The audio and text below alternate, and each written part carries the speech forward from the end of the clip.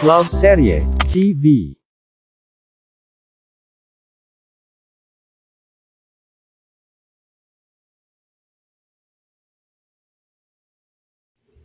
Magandang araw. Tunghayan natin ang panibagong kwentong aming hatid na pinamagatang Crush and Craziness. Ilang beses ko bang sasabihin sa sarili kung hindi ko naman talaga siya mahal at hindi ako aasa. Classmates kami simula elementary hanggang high school. Sa totoo lang, hindi siya isa sa best friends ko.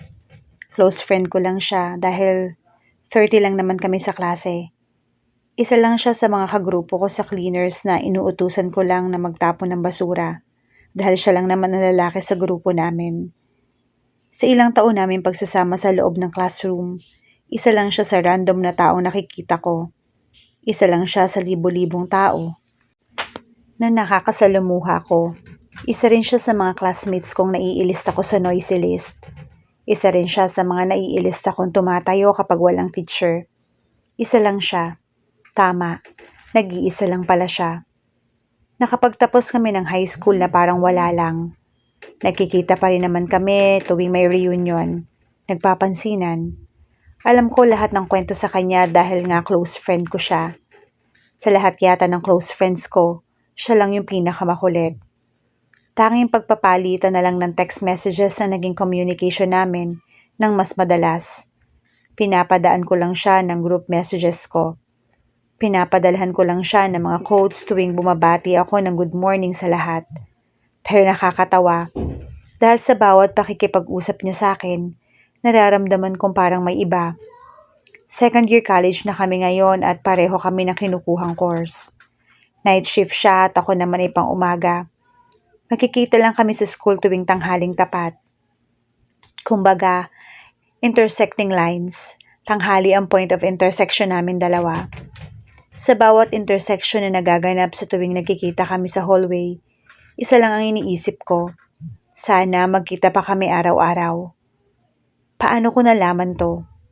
Minsan kasi magka-text kami. Ang gulo no? Basta hayaan nyo na lang ako. Pati ako naguguluhan sa existence niya sa buhay ko. Ang tanging alam ko lang, rate reply yung puso ko sa pag-realize na may nararamdaman pala ako sa kanya. Masaklap.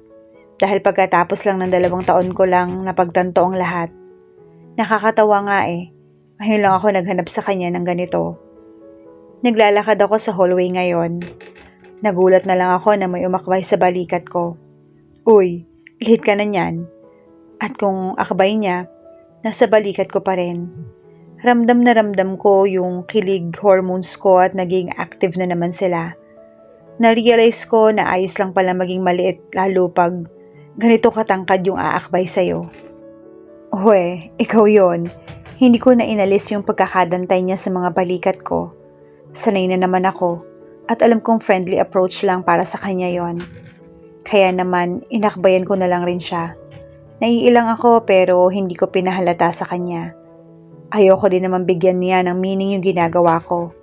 Kasi alam kong wala lang talaga sa kanya yon. Alam niyang boyish ako.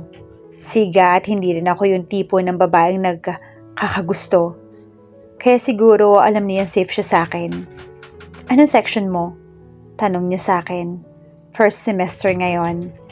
Mga unang araw pa lamang mula na magbukas ang klase at hindi regular yung classes namin. Pareho kaming isa sa mga scholar ng bayan kung tawagin. BS Ed English 21D. Ikaw? Education yung course ko. Major in English. Alam kong education rin naman yung course niya pero major in TLE nga lang. BS Ed TLE 21N ako. Night shift. Sagot niya habang nakalagay na ang mga kamay niya sa bulsa niya. Sabay kaming naglalakad ngayon papunta sa main building. Diretso lang yung tingin niya. Pero ako, hindi ko maiwasang hindi tumingin sa kanya. Night shift?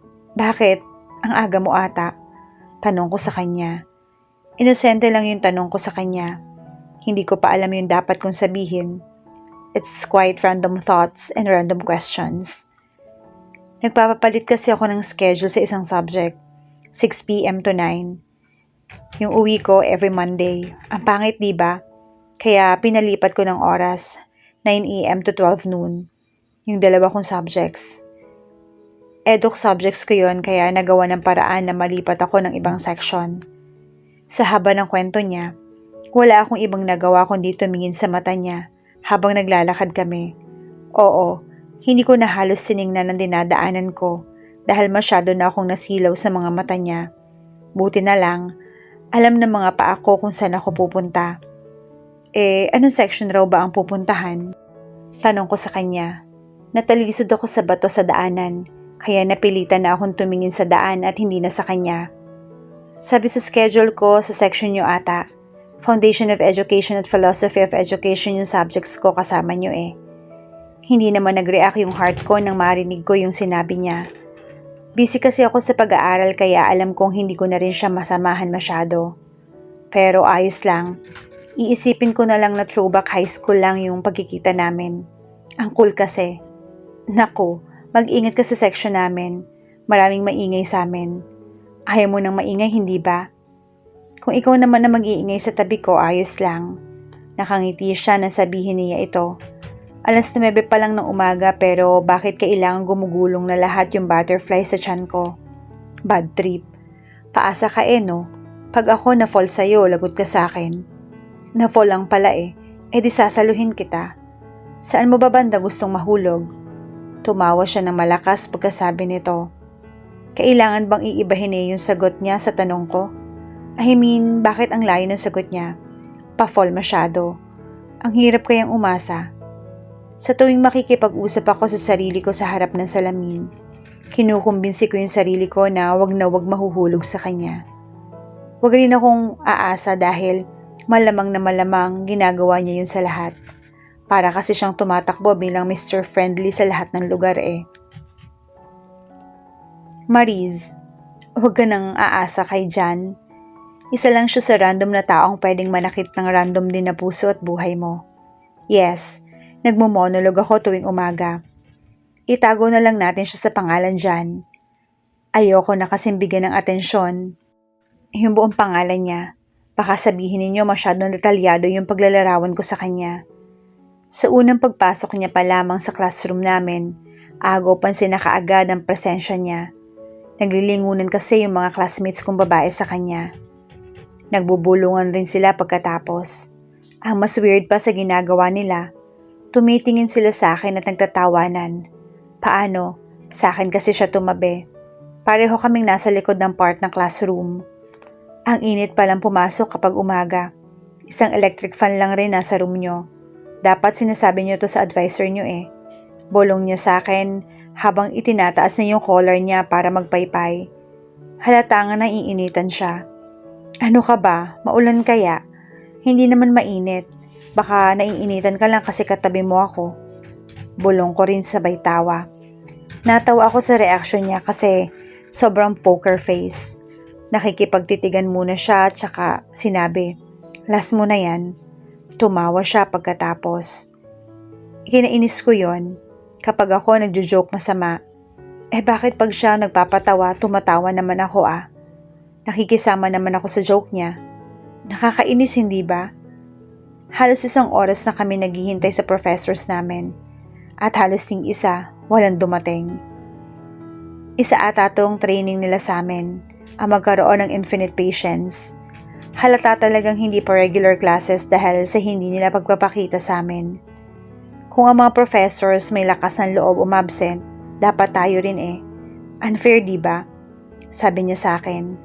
Halos umuo na lang ako kasi siya yung nagsabi nun Kapag siya nagsabi, oo agad.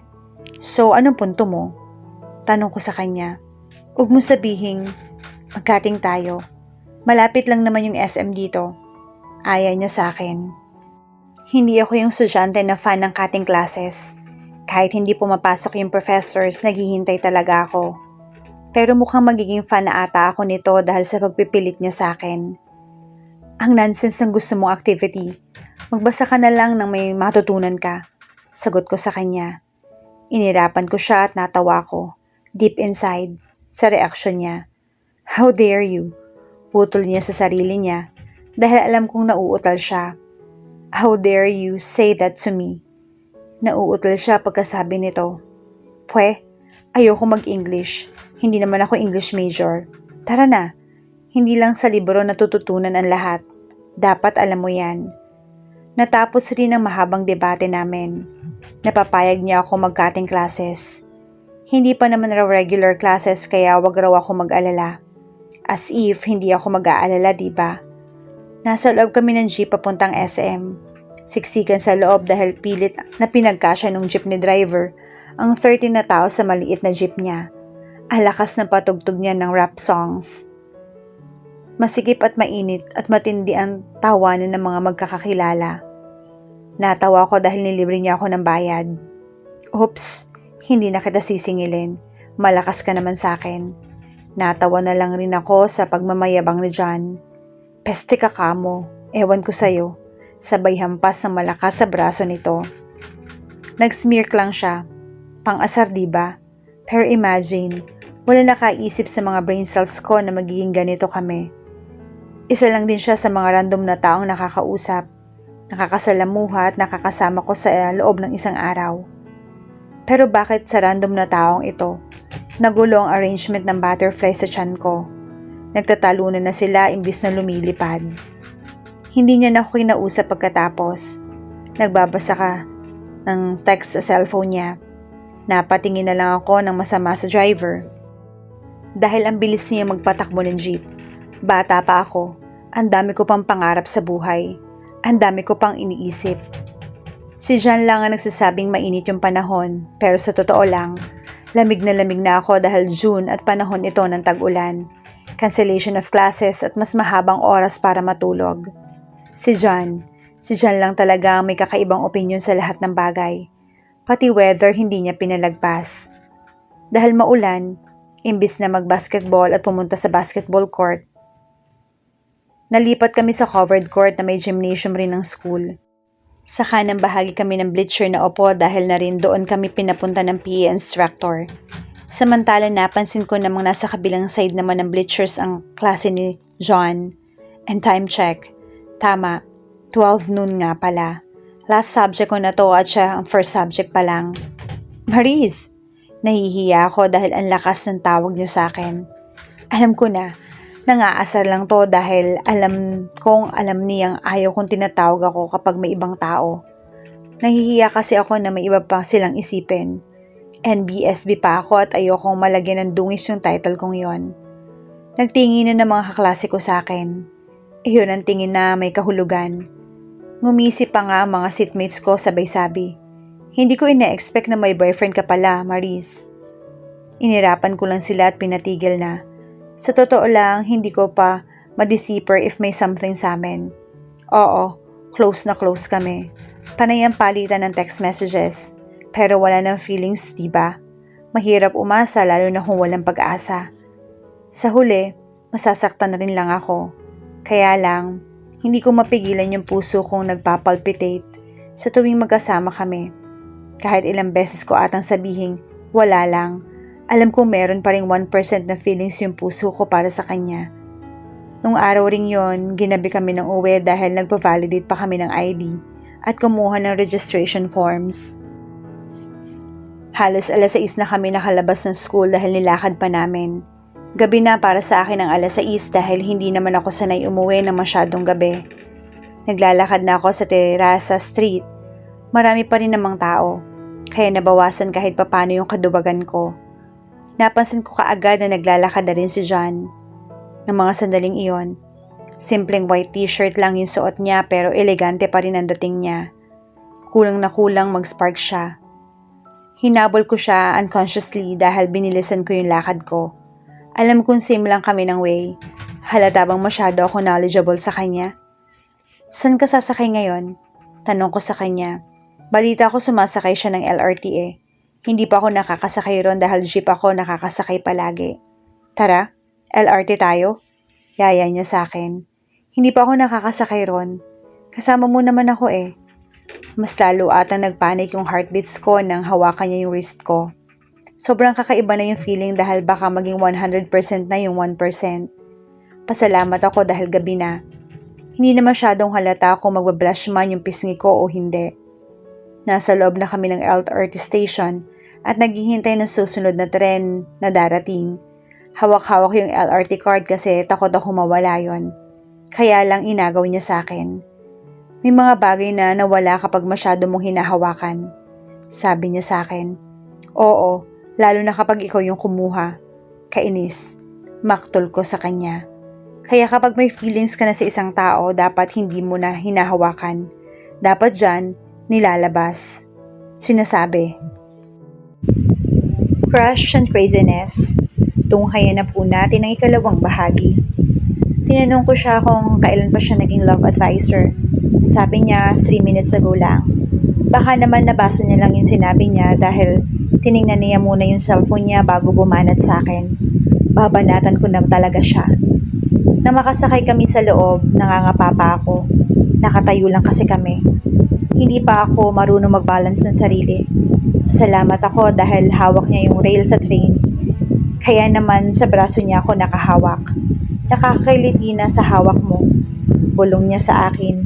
Kaya naman mas lalo ko pang hinigpitan yung hawak ko sa kanya. Baka makawala ako sa sobrang higpit ng hawak mo ha. Dugtong niya na wala akong pakialam dahil sobrang sikip at sobrang dami ng tao ngayon sa loob. Hindi ko na nararamdaman yung aircon. Pero ayos lang dahil kasama ko naman siya. Sa tuwing hindi maayos yung takbo ng tren, napapasandal ako sa dibdib niya. Which is very awkward. Sa lahat ng awkward, ito yung best awkward moment sa buhay ko. Natuwa lang ako ng konti kasi kahit papaano ang close na mga itsura namin. Ilang inches lang. Love life na. Ika nga ng mga classmates ko. Pero ang mas nakakatuwa ay yung biglang pagtigil ng tren. Halos mapasubsob na ako dahil sa lakas ng impact. Hindi naman siya nadala ng impact na yon kasi nakita kong firm yung pagkakahawak niya sa hawakan. Napansin ko tuloy ang malaki niyang mga bisig. Katamtaman lang. Ano ba tong iniisip ko? Basta, kahit parang kami, alam kong wala lang. Simula ng gabing yon, lagi na kaming magkasabay umuwi. Minsan nga sinasadya ko na rin siyang daanan at hintayin sa mga lobby pag alam kong pauwi na siya. Kaso hindi sa lahat ng oras sumasama siya. Medyo nagtampo nga ako. Naging busy na kasi siya. Busy rin naman ako pero I always find time to see him. Etchos lang sa kanya pero totoo para sa akin. Hindi na muna ako sasabay. Minsan sagot niya sa akin. Ang sabihin niya kamo, kasabay niya kasi yung mga barkada niya para magdota. Bakit ba inuuna pa na lalaki yon? Ano bang napapala niya roon? Hindi ko talaga maintindihan. Ito na yung lame excuse niya sa akin. Okay lang, sige. Ito ang tipid kong sagot sa kanya. Ayokong malaman niyang nadidisappoint ako. Pinilit ko pa nga ngumiti kahit sobrang corny. Naisip ko na lang na para sa kanya, ako siguro ay, wala lang. Nakuha ko pa rin umuwi ng mga gabing yon. Gabi na masyado at sobrang hirap na naghahanap ng sasakyan. Malakas kasi yung ulan at nagkataon na sira pa yung payong nadala ko. Naiinis ako sa kanya. Pinabayaan niya akong umuwi na mag-isa kahit alam niyang malakas yung ulan. Teka, ano bang magagawa ko? Wala lang naman ako sa kanya, di ba? Kahit yung mga text ko araw-araw sa kanya, hindi niya siguro napapansin. Ang araw-araw na good morning, good afternoon at good night ko, wala lang siguro sa kanya. Natulala na lang ako habang umaandar yung jeep at habang nakatingin ako sa labas na maulan na kalsada. Pati ata panahon nakikiayon sa nararamdaman ko sa mga oras na to. Hindi lang ata panahon yung malamig, pati na rin ata yung puso ko. Umaasa kasi ako sa salitang siguro. Ang sakit talaga para sa akin. Alam ko kasing kaibigan lang yung turing niya sa akin. Kaya lang, lahat ng ginagawa para sa akin, nabibigyan ko ng meaning. Naging automatic na dictionary ako na nabibigyan ng kahulugan lahat ng kilos niya. Kahit alam kong natural lang para sa kanya yon, special naman para sa akin. Dahil sa mga ginagawa niya, mas lalo na akong nahuhulog. Ang dating 1% ay naging 143% na. Pati kanta sa radyo nakikiayon na sa nararamdaman ko. Lahat ng lyrics ng kanta tamang-tama talaga sa akin. Ito yung mahirap kapag umaasa, nasasaktan lang sa huli. Nang matapos na yung kanta, bumaba na ako ng jeep. Ang malas, saktong lumakas pa yung ulan. Naghihintay na lang ako ngayon ng masasakyan tricycle. Gabi na, kaya yung mahabang pila ng mga trike ngayon, paisa-isa na lang. May tumapik sa balikat ko at naramdaman kong unti-unti nang nawawala yung basa ng katawan ko. Sabihin man nilang napakababaw kong tao dahil ang OA ng reaction ko sa pagtanggi niya. Ayos lang. Hindi lang ako sinamahan pag-uwi. Nagdrama ng ganito. Siyempre, umaasa ako eh. Maris, aantay na kitang makasakay. Malambing na malambing ang boses niya. Huwag na, dun ka na lang sa LRT mo. Samantalang ako nakasigaw. Gusto ko talagang sumabay siya sa akin ng mga oras na yon dahil may sasabihin ako sa kanya. Kinilig pa rin ako kahit inis na ako sa kanya. Hihintayin niya kasi akong makauwi, hindi ba? Ayoko ng ganitong feeling, parang abnormal lang eh. Siya abnormal talaga. Sinusubukan ko kasing umalis sa tabi niya kaso mas lalo niya pang idinidiin yung pagkakahawak niya sa balikat ko. Gabing-gabi na pero wala pa rin sasakyang dumarating. Sabi ko sa kanya, umuwi na. Pero andyan pa rin talaga siya. Hindi na ngayon simpleng hawak. Inakbayan niya pa ako at nilapit niya pa yung mukha niya sa akin. Salamat talaga. At gabi na at hindi halatang namumula ako. Sorry na kasi. Bakit ba hindi mo ako pinapansin? Tapos ayan ka, tinatarayan mo ako. Ito ang sermon niya sa akin. Nakangiti pa rin siya kahit nagpapaka-spoiled brat ako ngayon dahil sa pagtanggi niya sa akin. Ano pang sasabihin ko? Baka isang buka lang ng bibig ko, maisigaw ko na lang bigla ang I love you. Ayoko sanang pansinin, hindi lang takot ako.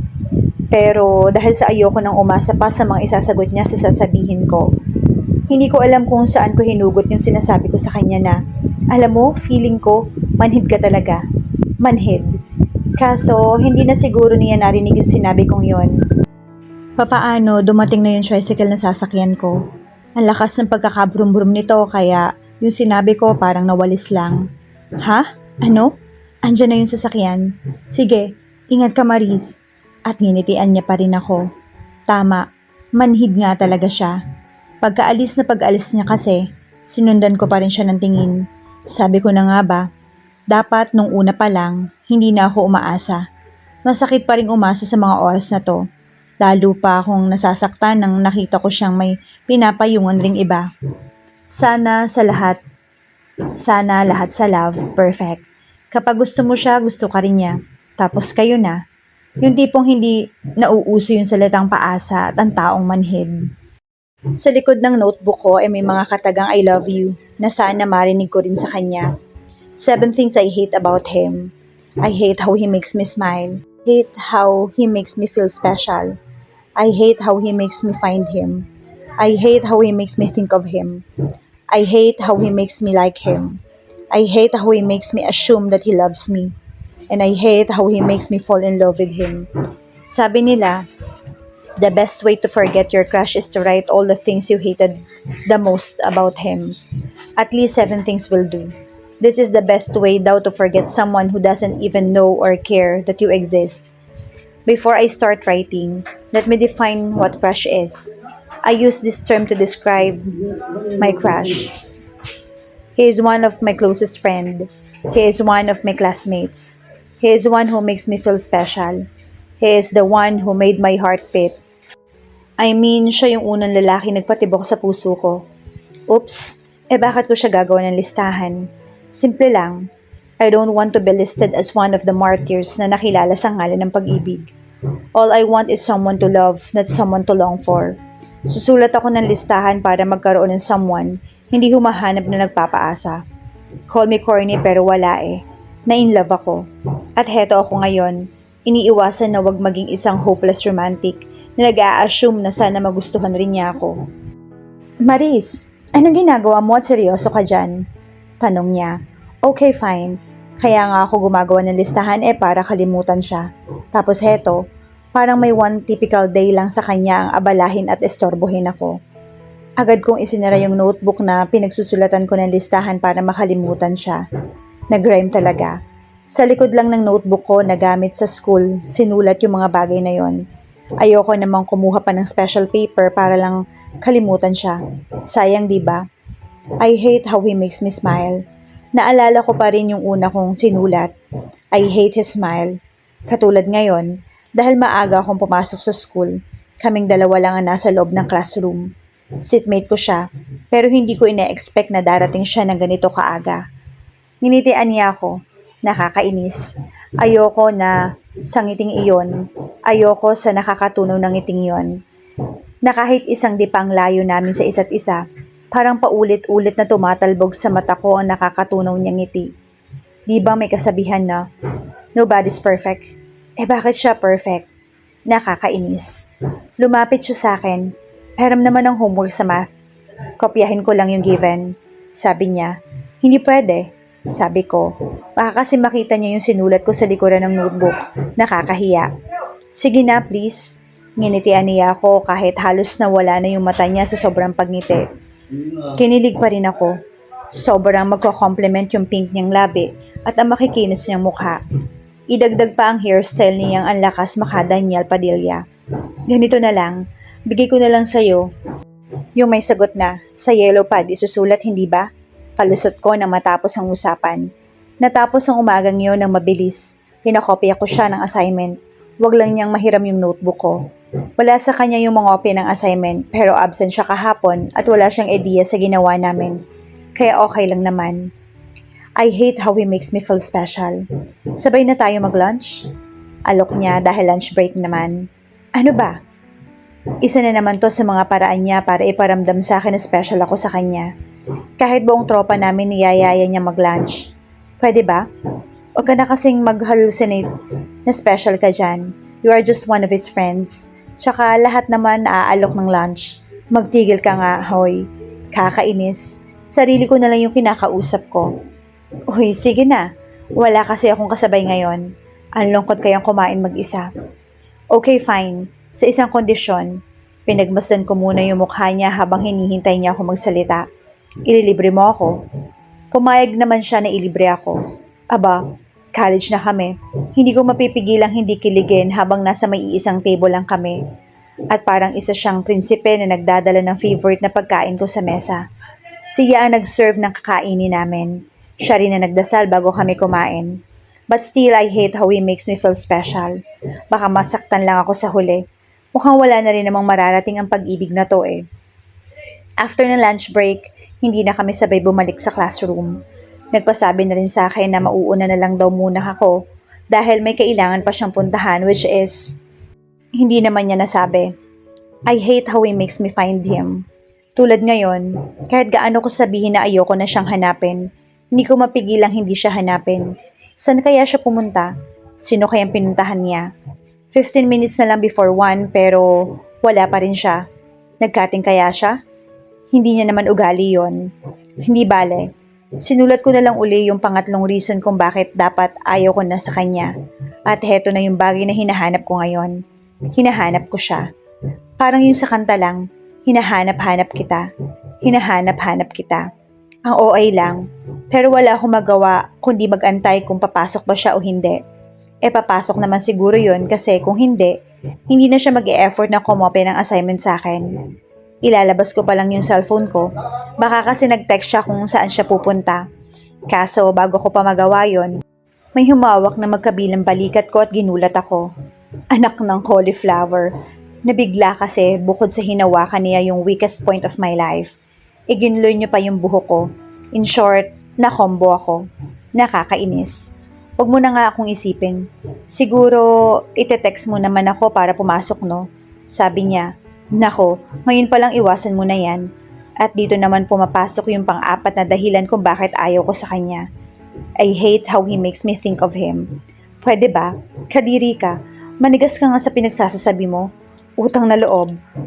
Para mo na rin sinabing hindi na kakain ng saging mga matchin. Okay lang yan. Okay lang naman sa akin yun. Sanay na ako. Kay Toms, nahuhulaan pa niya yung nasa isip ko.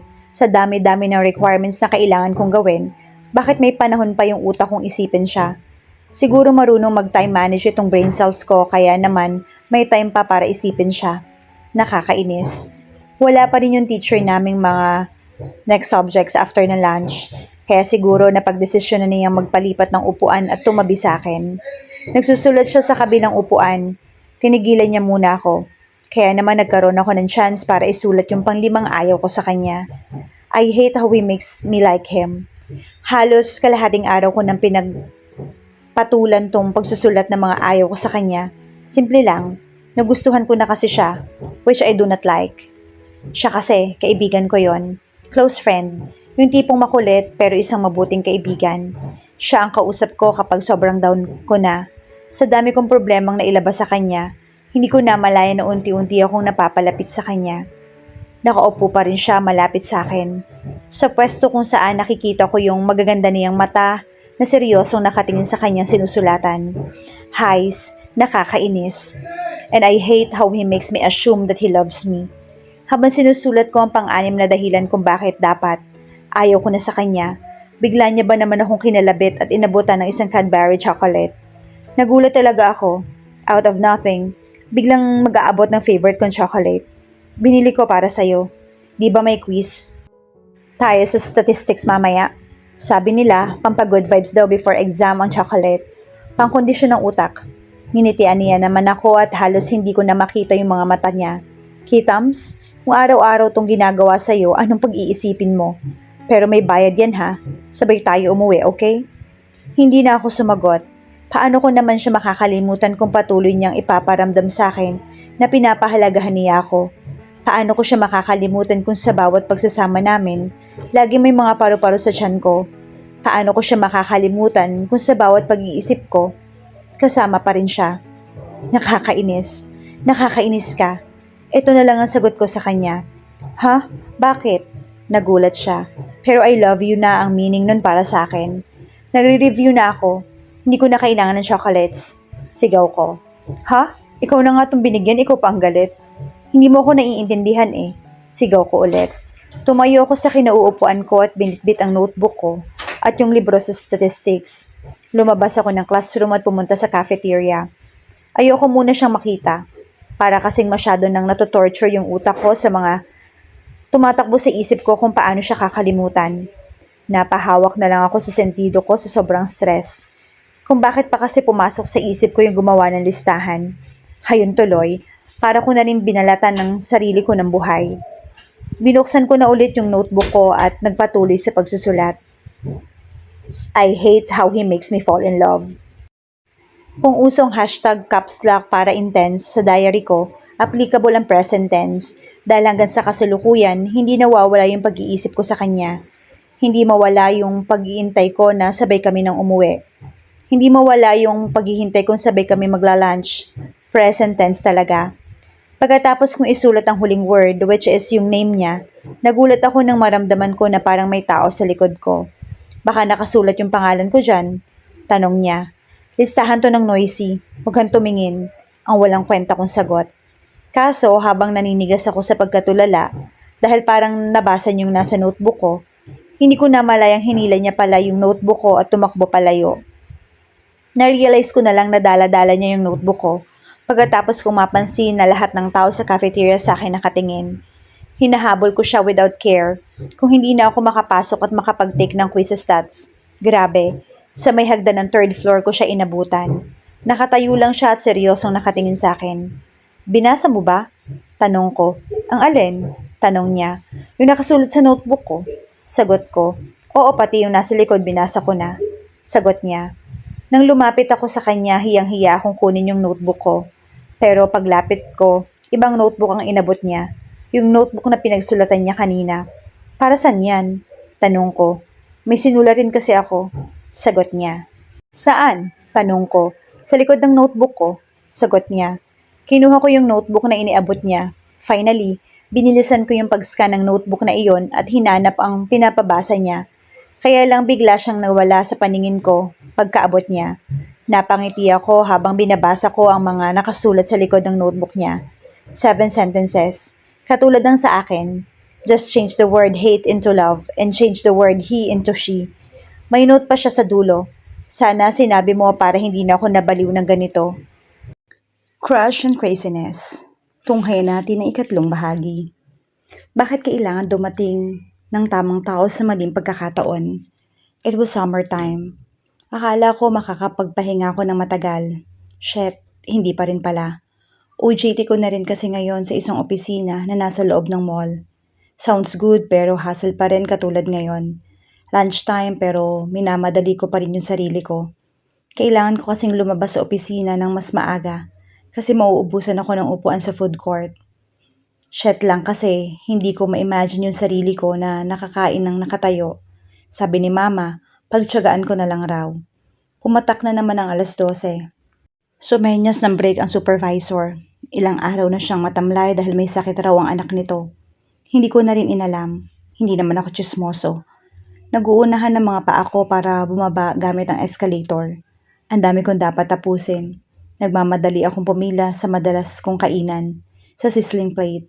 Kahit madaming tao, pagtsatsagaan ko talagang pilahan ito. Mas swerte naman ako. After kong umorder, may nakita agad akong lugar na pwede kong upuan at kainan ng aking pinaglalawayang T-bone steak. Hindi ko na ilalarawan na patay gutom ako dahil may 2 pa akong extra rice na nakaagapay.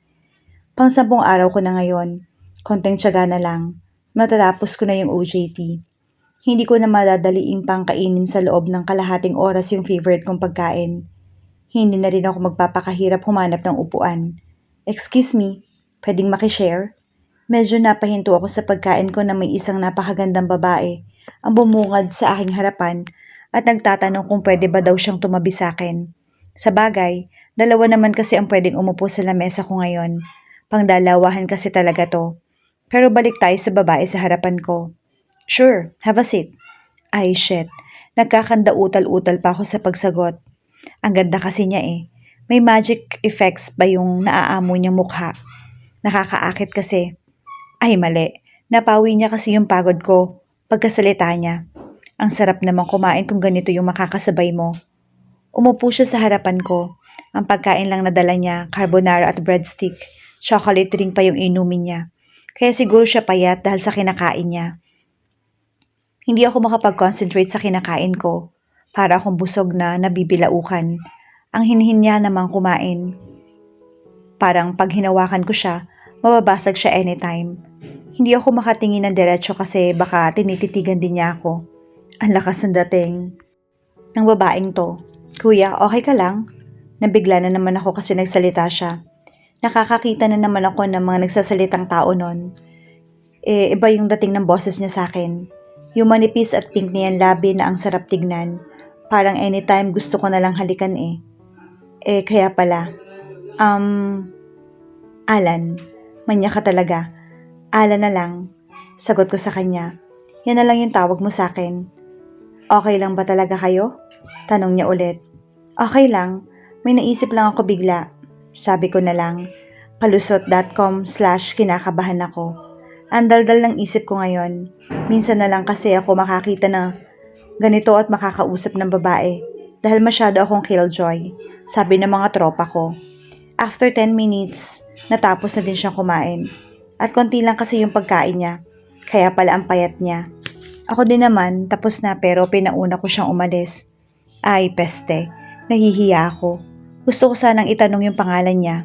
Kaso, sa harapan lang ng barkada ako mayabang. Pag ako na lang, wala na. Habang inaayos ko naman yung pinagkainan ko, nakita kong naiwan niya yung panyo niya. Agad kong pinulot yon. Ihahabol ko sana. Kaso, katulad ng mabilis na sasakyan na nakikita ko sa overlooking ng food court sa mall, bigla na lang siyang nawala. Inusisa ko yung panyo niya. Nakita ko namang may initial na L&A yung nakalagay. Wala namang masama kung amuyin ko yung panyo, hindi ba? Ang bango. Last 3 days na lang ng paghihirap ko sa OJT na to. Tamad na akong gumising na maaga at matulog ng sobrang gabi. Gabi na kasi sila nagpapauwi. Gusto ko na talaga magbakasyon sa probinsya. Sawang-sawa na ako sa kaka-photocopy. Konting pahinga lang, sasabihin ka na agad na tamad. Ano maganda sa OJT na to? Ay teka, naalala ko yung babae kahapon. Siya yung maganda sa OJT na to. Yucks, ang landi mo naman. Nag-uunat ako sa inuupuan kong civil chair nang bigla na ulit magsenyas ang bisor namin.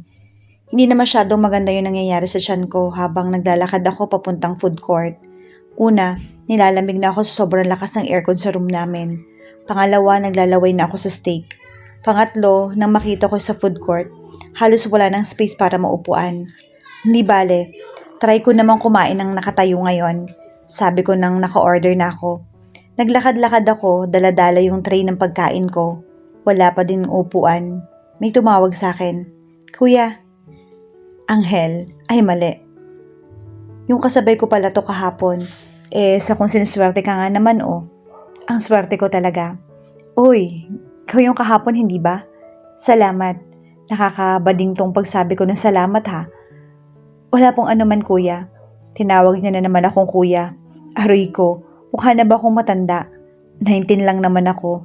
Gwapong-gwapo pa para matawag na kuya. Sa itsura niya, 1 taon lang siguro yung binata niya sa akin. 19 lang ako. Huwag ka nang magkuya.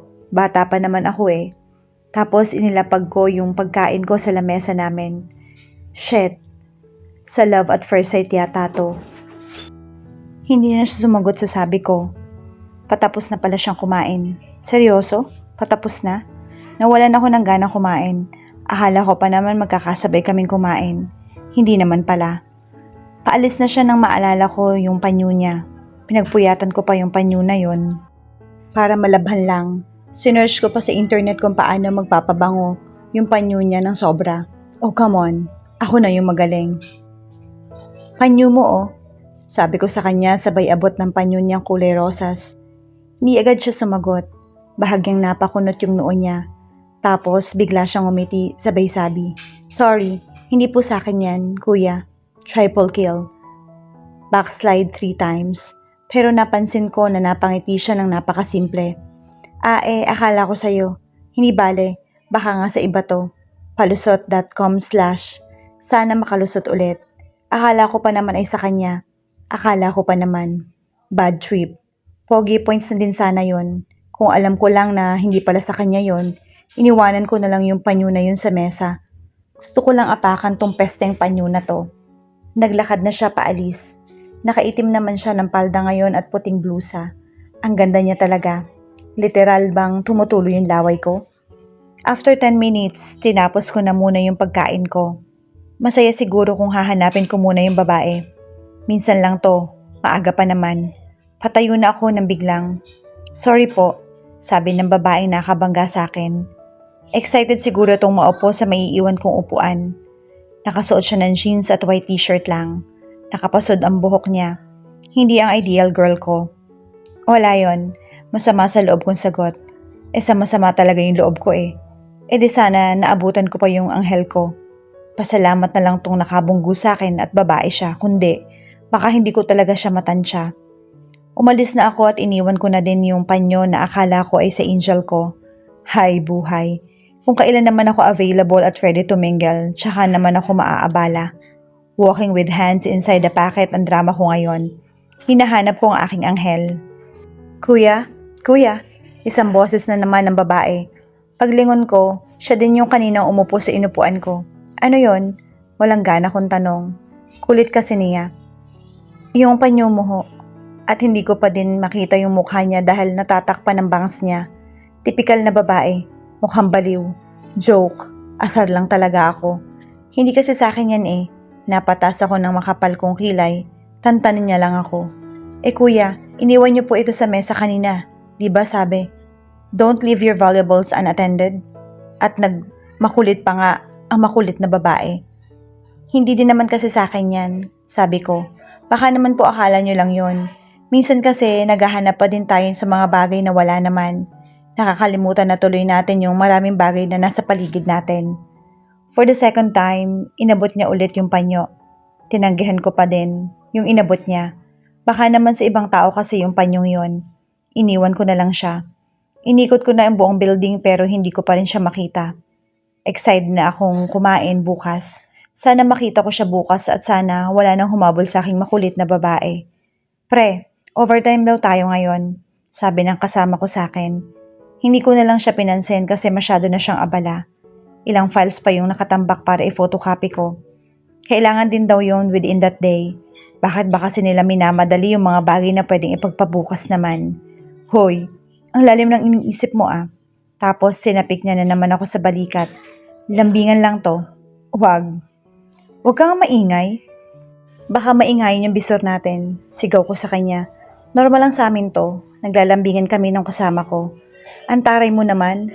Porke ba at may chicks ka na, ganyan ka na? Ikaw na pre, ang matinik. At ngumiti lang siya ng sobrang pang-asar. Nakaka-bad trip. Ni hindi ko nga alam kung ano yung sinasabi niya eh. Lo, nakakatawa ka eh no. Manahimik ka nga. Buliyaw ko sa kanya. Pagkasigaw kong yun sa kanya, tumama yung tingin ko sa wall clock. 9:00 na. Anong oras na? Oras na para umuwi. At nandun na pala ang trainer namin. Himala, hindi si Besor ang nagsenyas ng break namin ng kasama ko. Nakapagtataka lang. Nauna na akong umuwi. Inayos ko na yung mabilis yung gamit ko. Napadaan din pala ako ng food court. Shit, nagbabaka sakaling andun ulit siya. Gabi na nga pala. Pero food court pa din naman yun. Gabi na nga lang. Yung escalator na ako. Konti pa. Food court na. Ewan ko. Sa tuwing hinahanap ko siya parang nag-slow motion yung mundo ko. Tama na nga. Napapangiti ako na mag-isa. Tapos paliko na ako sa may food court nang biglang may nakabangga sa akin. Sorry po kuya. Nagmamadali kasi ako. Siya na naman. Teka lang. Anghel ba ang pangalan mo? Nagkalakas din ako ng loob na tanungin siya. Lord Angel po. Matamlay niyan sagot. Nakapula siyang bestida na hanggang tuhod lang. Namumutla siya ngayon. Nagtataka ko kasi hindi naman siya ganun kahapon eh. Lord Angel, LA yun diba? Alan nga pala. Alan at your service. Nauutal ako at paulit-ulit lang na nababanggit yung sinasabi ko. Nakakabading. Matamlay siyang ngumiti. Hindi ko alam kung bakit. Sinubukan ko namang ngumiti. Kaso walang reaksyon sa mukha niya. Parang sinusubukan niya akong asarin. Ay, hindi pala. Hindi ako naaasar. Kaganda nitong nasa harap ko eh.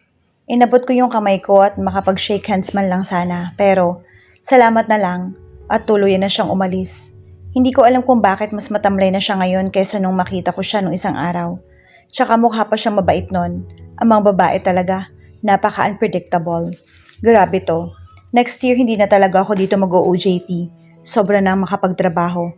Liit lang ng allowance. Kung napaagal lang sana tayo ng hanap hindi sana ako napadpa dito. Hindi na ako umimik.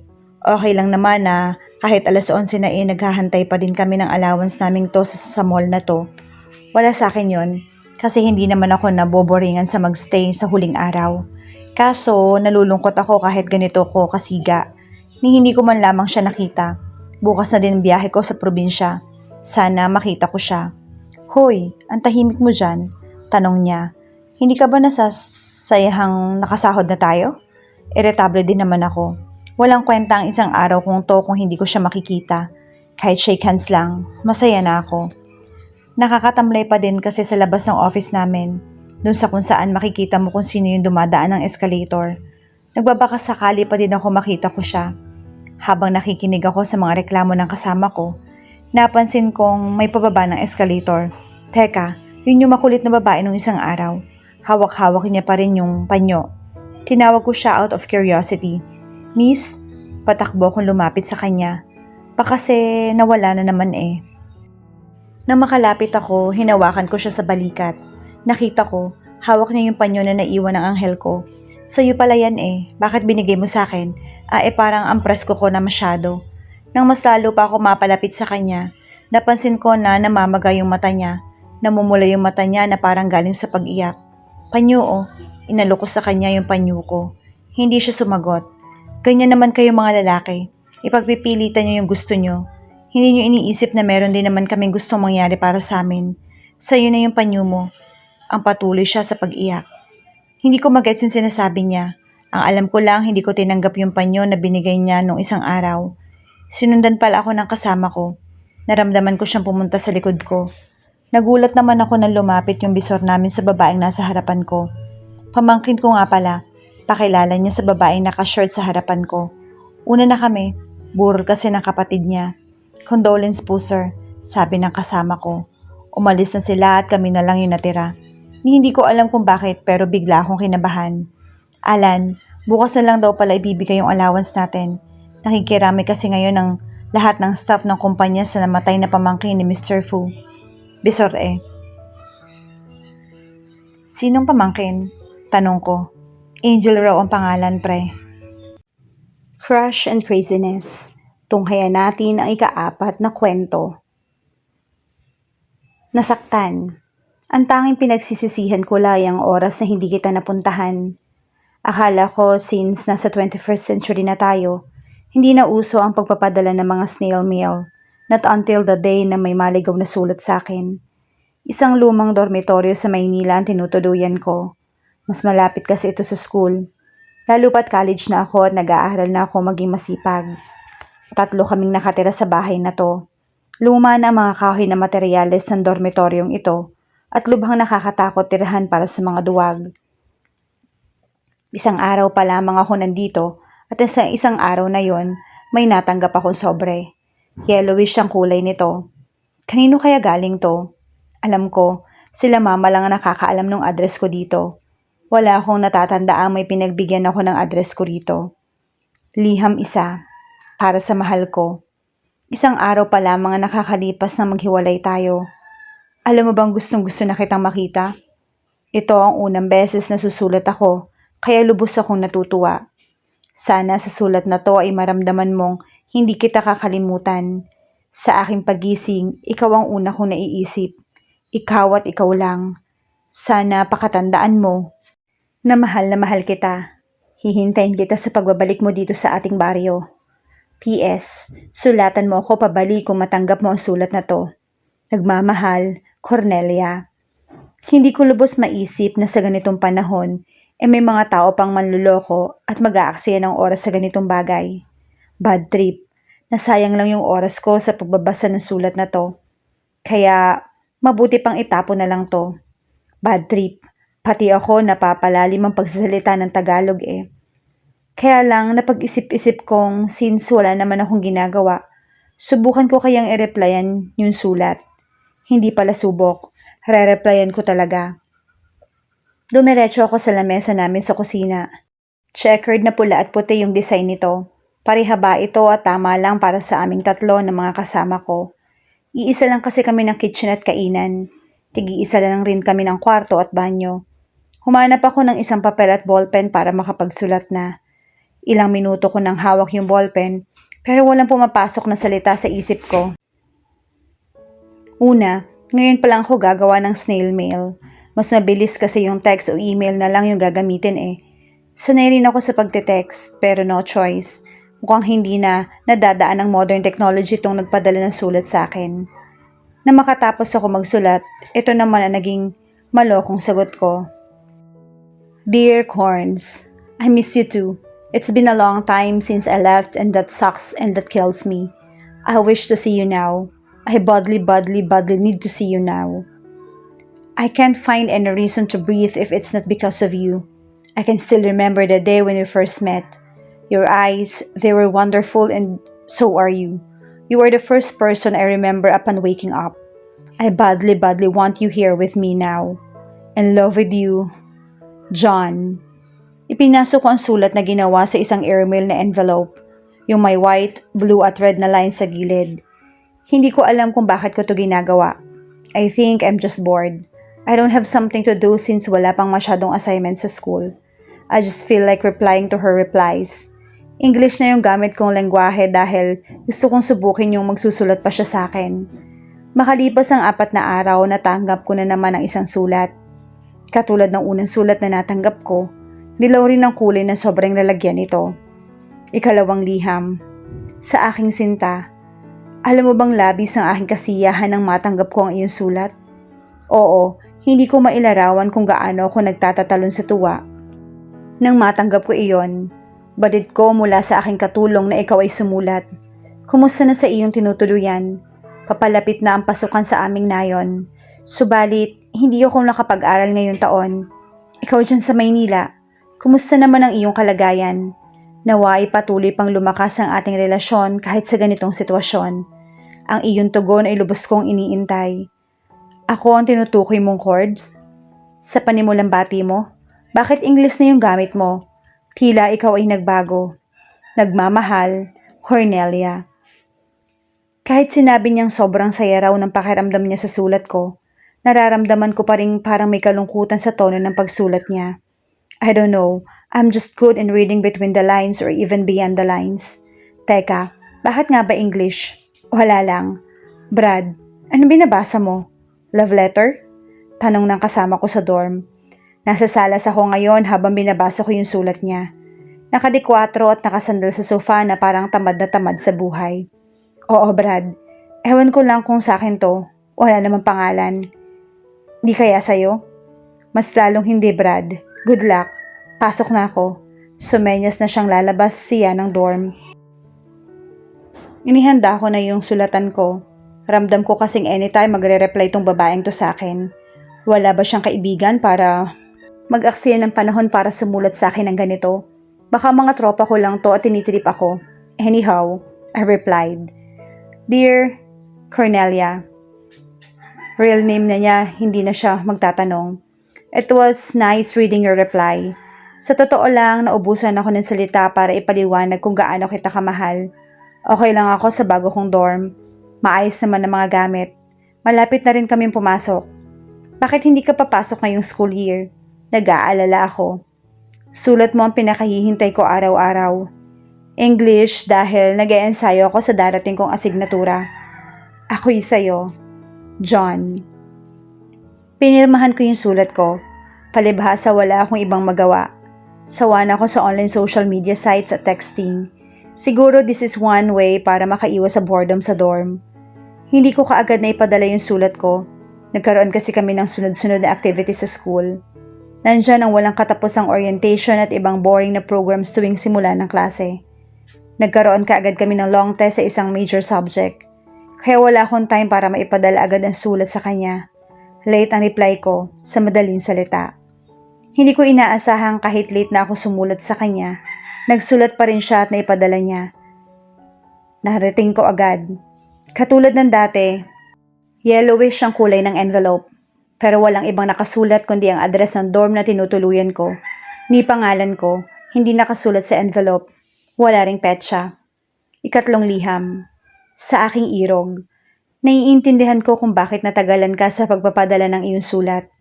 Ako tuloy ay bahagyang nabahala dahil inakala kong napahama ka na. Ang iyong mga malarosas na sulat. Lubha ko silang na-miss. Miss, ano ba ang salitang yon? Nabasa ko sila sa mga sulat mo at sinubukan ko lamang gamitin. Kung ganun ang nararamdaman mo para sa akin, ganun din ako sa'yo. Sana magpasko na para magkita tayo. Kung alam mo lang, nasasabik na ako sa iyong pagpunta sa amin sa Pasko. Nasisiyahan ako sa pagsulat mo. Nagmamahal, Cornelia. Pasko?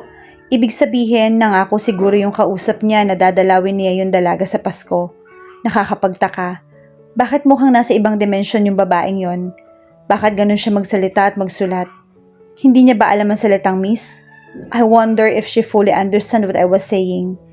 Hindi ko na muling sinulatan pa. Yung misteryosong babaeng yon, nakakaloko na kasi ang reply sa kanya. At sa isa pa, marami na kaming ginagawa sa school. Malapit na ang prelims namin kaya wala akong ibang ginagawa kundi ang mag-review at magkabisado ng mga terms na beyond dictionary yung spelling. More on specific names lang naman ang paghirap sa course ko. 5 linggo na nang huli akong magpadala at nakapagbasa ng sulat. Sa sobrang abala ko, hindi na rin ako nakakakain sa oras. Wala rin akong almusal. First year pa lang ako pero sobrang busy na talaga kami sa ganitong panahon. Isang gabi, nag-aaral ako sa may lamesa sa kusina. Nakalabas ang makakapal kong libro at ang notes ko mula sa discussion namin sa room. Ilaw lang sa kusina ang may sindi. Samantala, ako na ang gising sa dorm namin. Alauna na at gising pa rin talaga ako para mag-aral. May ilang kalabog ako narinig sa pinto. Agad akong tumayo dahil baka may nangangailangan pa ng tulong ng mga ganitong oras. Pero nang mahawakan ko ang doorknob, wala akong taong nakita. Tanging malamig na simoy ng hangin ang tumapik sa mga kamay at braso ko. Pagtingin ko sa baba, napansin ko may isang sulat. Ang sulat ni Cornelia. Kakaiba ang sulat na to sa mga naunang sulat. May bakas ng dugo ang envelope. Hindi tulad ng mga naunang sulat na malinis at mapapansing babae talaga ang sumulat. Pagkabukas ko ng envelope, halos sira-sira ang mga papel. Marami itong punit sa gilid. Tad-tad rin ang bura ang bawat salitang na-scan ko sa papel na pinagsulatan niya. Ika-4 na liham. Sa aking mahal, Nagtataka ako kung bakit hindi ka sumusulat pabalik sa akin. Nag-aalala tuloy ako sa'yo. Siya nga pala, pagpasensyahan mo kung halos watak-watak na yung sulat ko. May mancha pa ng dugo. Nasa hospital kasi ako nang isulat ko to. Kinakabahan ako. Sa 1 linggo na ang labas ng resulta ng eksaminasyong ginawa sa akin. Hindi pa sin kasi matapos-tapos tong matinding pananakit ng aking ulo. Ang sakit. Pero sa tuwing binabasa ko yung mga nauna mong sulat, nawawala yung problema ko. Naglagay ako ng aking larawan sa loob ng sulat na to. Sa'yo lamang ako, Cornelia. Napalunok ako sa huling sentence na sinabi niya. Ano kaya yung itsura niya? Isinara ko yung pinto at pumasok sa loob ng bahay. Naupo ako sa sala at dahan-dahan tiningnan ang loob ng sobre. Nawala ang kaba ko nung makita ko yung larawan niya. Isa itong larawan na parang kinuha ng 10 taon na ang nakararaan. Black and white pa ang effect nito. Hindi naman siya mukhang effect sa Adobe Photoshop dahil sa suot niyang damit. Isang barot saya nakita kong suot niya. Napakaganda niya. Mapupungay ang kanyang mga mata. Ang kanyang buhok na hanggang balikat at one-sided pa ay sadyang itim na itim. Ang kanyang ngiti ay walang katulad. Napakaganda. Subalit kung titignang mabuti sa kanyang mga mata ay parang may sakit siyang iniinda. Ano ba naman to? Lumalim na ata ang pagsasalita ko ng Tagalog sa kakabasa ng sulat niya. Ngayon, napagdesisyonan ko na siyang sagutin. Tinanong ko ang kanyang sakit, kung ano naging resulta at kung kumusta na siya. Iingatan niya ang kanyang sarili. Dugtong ko pa. Hindi ko alam. Nag-aalala ko. Siguro dala lang to ng pagkaawa. Ayoko kasing makakita ng mga babaeng nasasaktan. Kaya sinabi ko ding nasa puso ko lang siya tuwina, kaya lakasan niya ang kanyang kalooban. Oo, nagigilty na ako sa pagpatol ko sa mga sulat niya, pero kailangan ko tong ipagpatuloy kung ito ay kakasaya niya. I sent the letter immediately. Baka totoo kasi yung sinasabi niya. Nakakakaba. Naglilinis ako ng bahay nang sa isang araw ng linggo at nakatanggap ako ng sulat. Sa kanya nga galing. Pero sa pagkakataong to, malinis na uli yung envelope. Pero nang binuksan ko, medyo nag-iba yung handwriting niya. 5 liham. Para sa pinakamamahal ko. Ipagpaumanhin mong natagalan ako sa pagpapadala ng liham sa'yo. Nahirapan kasi ako makalabas ng kwarto upang ipadala to. Nagbago na ang estilo ko sa pagsulat. Hindi ako ang nagsulat nito. Ipinasulat ko lang sa kasama ko sa bahay. Kamusta yung kalagayan ko? Ayos lang. Nakakahinga pa naman ako. Maaari bang makahingi ng isang pabor? Maaari bang magkita tayo? Bago ako magpahinga, maaari ko bang hawakan yung kamay mo? Nagmamakaawa ako. Sana pagbigyan mo ako. Lubos at walang hanggang nagmamahal, Cornelia. Ito ang tanging sulat na nakapagpakaba sa akin. Bad trip. Akala ko noon magiging pampalipas oras ko lang ang pagpapadala ng sulat. Pero iba parang nakakapangilabo talaga ang bawat sulat niya sa akin. Nagdesisyon akong ipakita sa kadorm ko yung sulat. Baka bagong modus lang yan, pre. Huwag mo na lang patulan. Mahirap na. Ikaw rin, baka mapahama ka lang, pre. Sagot niya sa akin. Lumipas yung midterms namin pero hindi na ako nag-effort pang maghintay ng sulat niya. Hindi ko rin pinuntahan yung address na sinasabi niya. Hindi sa takot ako, pero dahil sayang ang oras. Kaya lang lahat ng dahilan kong to nawala. Agad na nagbago yung isip ko dahil sa panaginip ko. Napanaginipan ko may isang babaeng maputla na nakatingin sa akin. Halata sa mukha niya na parang may hinihintay siya. At ang pinaka nakakapansin ko sa kanya ay ang luha sa gilid ng kanyang mga mata. Napaka-ungentleman ko naman kung hindi ko siya pupuntahan.